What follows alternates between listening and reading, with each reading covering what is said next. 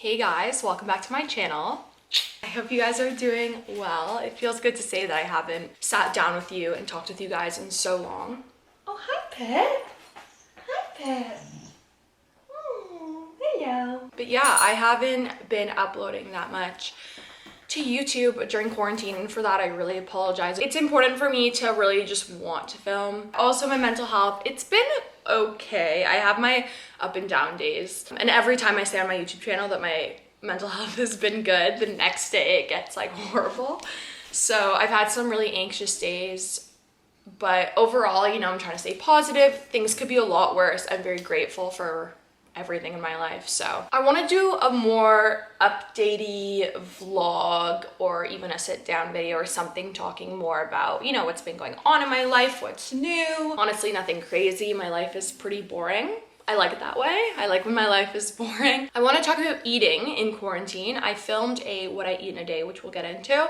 And I just kind of want to talk through it rather than, you know, the usual vlog and showing you like what I eat in a day. I want to sit down and talk to you guys about how to not stress about eating, especially in quarantine, because I know we're around food a lot, or you're bored, or there's nothing to do but eat. I get it. But I think for girls specifically, we have this pressure to, you know, come out of quarantine fitter or not overeat. You guys know I'm very adamant about not caring about, or not caring, not feeling guilty over eating, because eating is a human thing. So we're gonna get into that too. Pippi's been good. She's 15, so her poor back legs, I don't know if you saw in the clip before, but they give out a lot. So she'll be running around and then she'll just kind of like sit and fall and not be able to get up because her back legs are hurting her, which is really sad, but we try to keep her as happy as possible. Right, Pet? I know that you guys love what I eat in a day videos. So do I. It's like my favorite thing to watch on the internet. So don't worry, we'll get into it really soon. I just want to quickly thank the sponsor of today's videos. As usual, thank you guys for always being very chill with my sponsors and trusting me. Two Irish dentists started this amazing cruelty-free, vegan, environmentally friendly, sustainable, reef-safe oral care brand. If you watch my videos, you know I've talked about light therapy for whitening your teeth before, but this, if you're not interested in that, this is strips. It's a lot easier. It's called Spotlight Oral Care. A lot of companies are just created by randoms, but this is by dentists. Packaging is adorable. I use the Total Care toothpaste in the morning and the whitening one at night, and then once every 2 weeks I've been using these strips. So the white strips that you get from a drugstore, at least in Canada, they're like $85–90 for like maybe like 10 to 15 treatments. These whitening strips are 28 treatments that you use once every 2 weeks, so it'll last you, I'm not doing the math because I can't do math, but that'll last you a long time. Cutest pouch ever. Comes in these little packages. Little strip, long one top, short one bottom. You leave it on for an hour, doesn't hurt, whereas other white strips, holy fucking hell, I can't eat anything for 2 days and I'm in pain the entire time and the taste is disgusting. This was easy peasy, no sensitivity, and if you do get sensitivity, there's like a aftercare pen that you put on for 5 minutes. So the brand has recyclable packaging, which is super important. It's suitable for sensitive teeth. Vegan, cruelty-free, sulfate-free, toxin-free, sustainable, ocean-safe. And if you guys want to try it, 20% off your first order, link in my description. Let me know if you like it, DM me. Moving on to the what I eat in a day. Let's talk about being obsessive about carbs and calories in quarantine and in general. So you guys know I'm training to become a personal trainer. I'm in school for it. I learn a lot. I am definitely not an expert yet. There's so much to learn. There's so much information. One person says one thing and the other person says the other, and it's confusing. But something I feel like I have a really good grasp on, and one of my strengths will be I just have a very healthy relationship with food.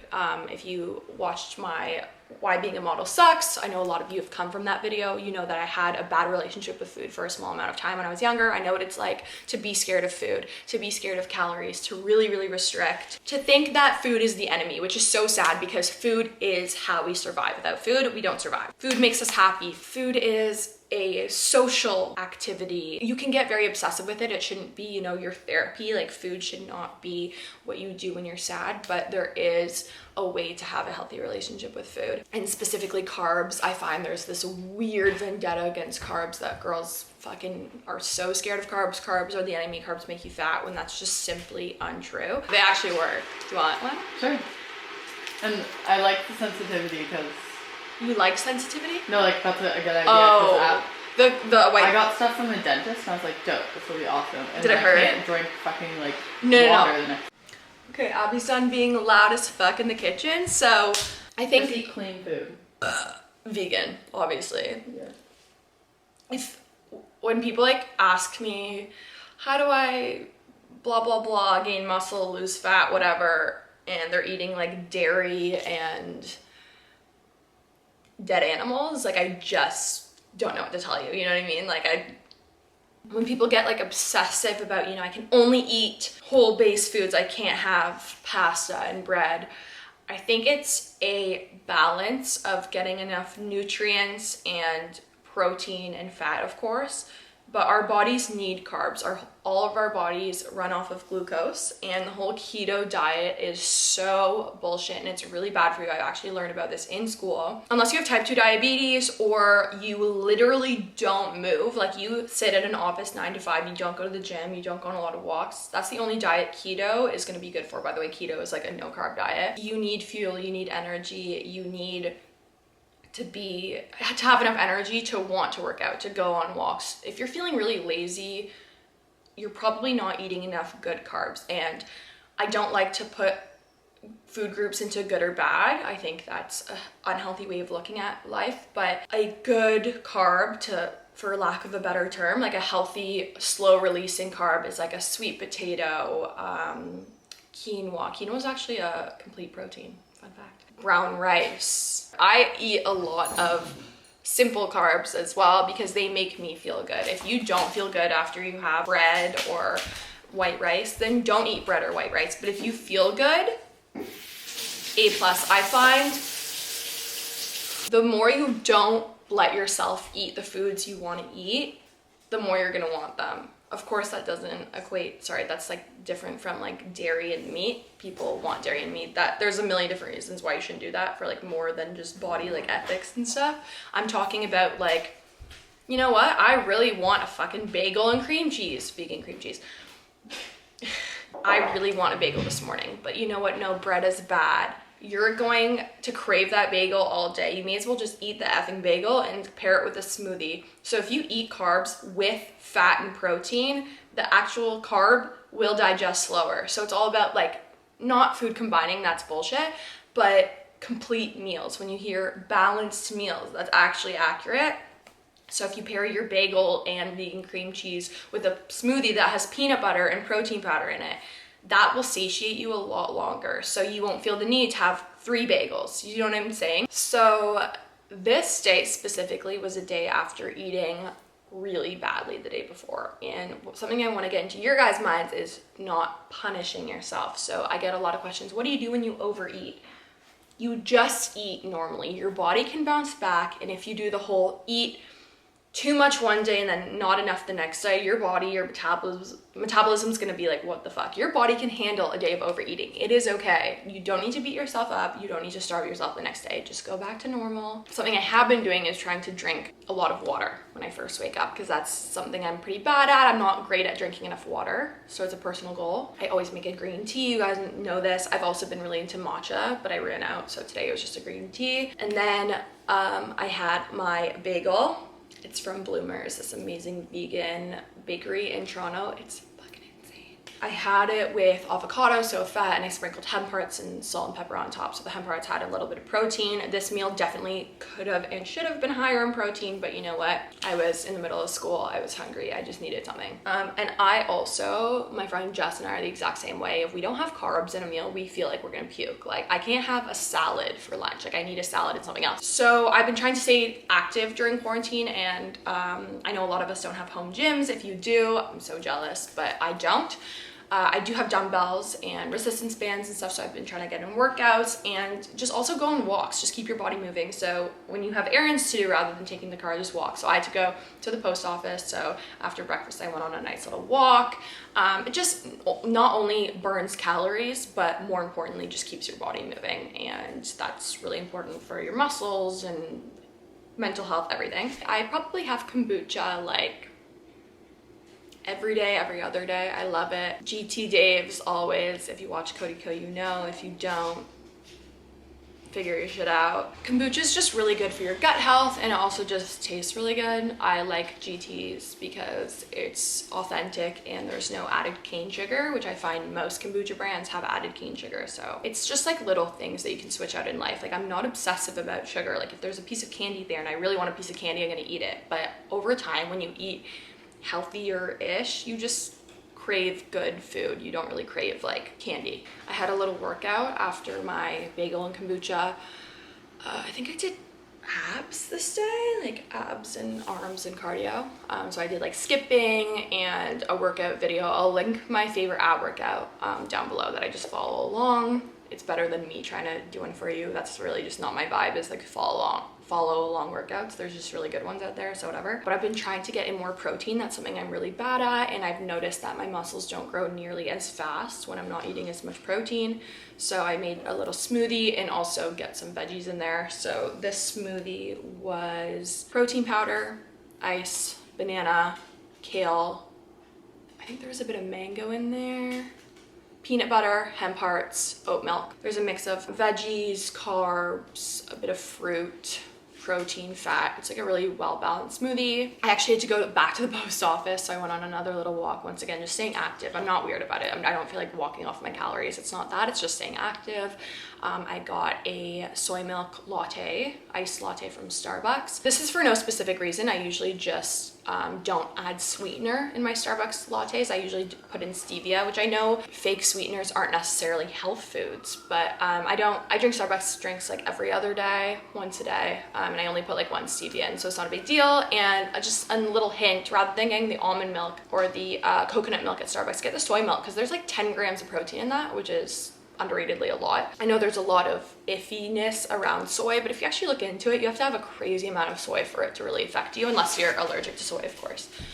So I'm not scared of soy at all, and matcha is also a really good antioxidant. So I had like an early-ish dinner. I had white rice mixed with edamame beans and peas. So they were just frozen edamame beans and peas. I heated them up and then I added the rice on top and heated it up again with soy sauce. Really good. I love peas and rice. I know that's such like a childhood food, but I really love it. There's a little bit of protein in there, but it's like mostly carbs. And then I had this really good lentil soup.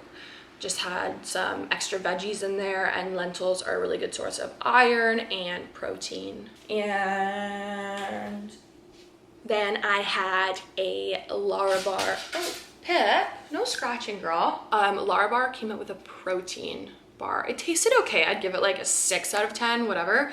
11 grams of protein, pretty good. I just like something sweet after I eat. And then yeah, I thought I'd be done for the day. I was like, that was good. Like, I actually didn't overeat that much. I stopped when I was full. I had a pretty balanced day, enough protein and veggies and fruit and stuff. But I'm a night eater. I eat like my first meal, my bagel was at like 1 o'clock, maybe noon, but probably like closer to 1. Like, I start really late. I accidentally intermittent fast. I don't starve like if I'm starving when I wake up, I'm gonna eat, but I'm usually just not. And I like to give my body at least 12 hours, no matter what, of full digestion. So if I stop eating at 8 p.m., I only will eat at 8 a.m. So it's super easy. And I know so many fitness people will tell you not to eat after 8 p.m. or some weird time, but there's no evidence to support that like eating at night versus in the day is better or worse. I mean, yeah, you're going to bed on a full stomach. Some of you may not like that feeling. I love that feeling. I cannot sleep on an empty stomach. I will be thinking about food constantly. And I got high. I know a lot of you also not struggle with high eating, but you do high eat. My tip is I got high too early. I got high at like 8:39 and I was like, ooh, I'm craving the munchies. Maybe just wait till right before you go to bed.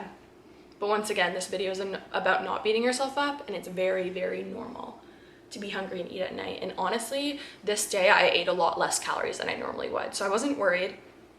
I had a burrito, applesauce, the most underrated food ever, frozen blueberries, and this little like bread round that I toasted and put vegan cream cheese and hemp hearts on. So this food actually was kind of healthy, weirdly, but it definitely was like a lot of food to eat right before bed. But honestly, it made me feel good, and I knew I wasn't eating until like noon the next day. Once again, you can still attain your goals, and you don't have to be psycho about what you eat. I feel like that's a huge thing that people get scared about. They're like, okay, I can go to the gym and stuff, but eating healthy is hard for me. That's definitely the hard part for me. I like training, but eating healthy is definitely really hard, and that's okay. I'd rather get to my goals slower and have a sustainable lifestyle than go on a cleanse and starve myself and literally be miserable and then get to my goals and then gain all that weight back anyways. I like to live a realistic lifestyle. I eat more than most people I know, but that, full disclaimer, I do have a really fast metabolism. I'm naturally skinny. My sister was just saying how I shouldn't call myself naturally thin, but I think it's important that I do, because I feel like influencers, they'll try to kind of take advantage of their subscribers and be like, if you do this, you can get my body, which is just not the case. I'm never gonna get someone else's body, and you're never gonna get my body. We all get like, do you know what I'm saying? Like, I can generally eat a lot of carbs, but their body might work better eating a lot of fat or protein or whatever. So just a fair disclaimer, don't ever get discouraged by looking at someone on Instagram or YouTube, and if you don't look like them, like, you're all gonna have your own versions of your strong, healthy body. Hopefully you learned something, or maybe it was just entertaining, or made you feel better about eating that fucking cupcake for dessert. Do it. But yeah, you deserve to eat and feel good, especially in quarantine. It's very stressful. Be really kind to yourself. Don't feel pressured to come out of quarantine with an 8-pack. It's not what this is about. But yeah, Abby, do you want to come say bye? Yeah. Okay. Thank you guys as always for watching. I hope you enjoyed it. Let me know what you thought in the comments. I will get better about posting more often. Promise. I love you guys. Thank you for watching, and I will see you very soon in my next video. I have an exciting series coming out, so yeah. Okay, bye. But